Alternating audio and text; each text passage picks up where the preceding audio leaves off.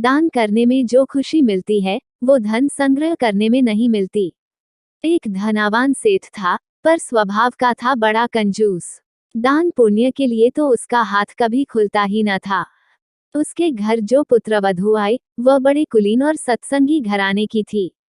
घर के संस्कारी माहौल और सत्संग में जाने के कारण बचपन से ही उसके स्वभाव में बड़े बुजुर्गों की सेवा, साधु संतों का स्वागत सत्कार, सत्संग सुनना, दान दक्षिणा देना आदि उच्च संस्कार आत्मसात हो गए थे। वह व्यर्थ खर्च के तो खिलाफ थी, परंतु अच्छे कार्यों में, लोक मांगल्य के कार्यों में पैसे खर्चने में हिचक नहीं रखनी चाहिए, ऐसी उसकी ऊंची मति थी। ससुर जी की कंजूसी भरी रीति नीति उसे पसंद न आई। वह प्रयत्नशील रहती कि ससुर लोभी लालची छोड़ परोपकारी बने। एक दिन सेठ जी घर पर ही थे। बहू पड़ोसन से बातें कर रही थी। पड़ोसन ने पूछा, क्यों बहना, आज खाने में क्या क्या बनाया था? तब बहू ने कहा, बहन आज कहाँ रसोई बनाई, हमने तो खाया बासी और बन गए उपवासी। बहू के ये शब्द ससुर जी के कानों में पड़े तो वे चौंके और अपनी पत्नी पर बिगड़ पड़े कि ठीक है, मैं कंजूस हूँ, परंतु इसका मतलब यह नहीं है कि मेरी समाज में कोई इज्जत ही नहीं है। तुमने बहू को बासी अन्न खिला दी, अब वह तो सारे मोहल्ले में मेरी कंजूसी का ढिंढोरा पीट रही है।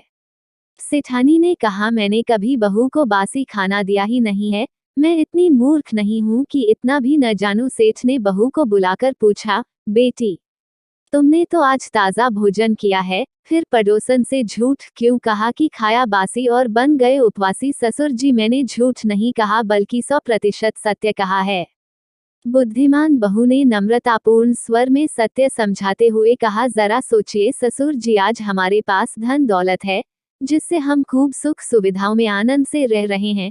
यह वास्तव में हमारे पूर्वजन्म के पुण्य कर्मों का ही फल है।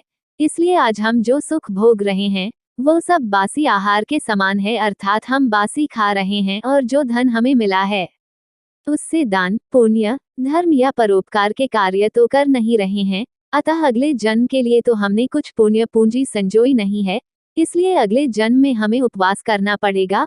अब आप ही बताइए, क्या मेरा वचन सत्य नहीं है? बहू की युक्तिपूर्ण सुंदर सीख सुनकर कि दान का औदार्य सुख, आत्मसंतोष, उज्जवल भविष्य और परोपकारिता का दान का औदार्य सुख, सुस्वभाव उन्हें प्राप्त हो गया, जिसके आगे धन संग्रह एवं सुख सुविधा का बाह्य सुख उन्हें तुच्छ लगने लगा। परोपकार से प्राप्त होने वाली आंतरिक प्रसन्नता और प्रभु प्राप्ति ही सार है।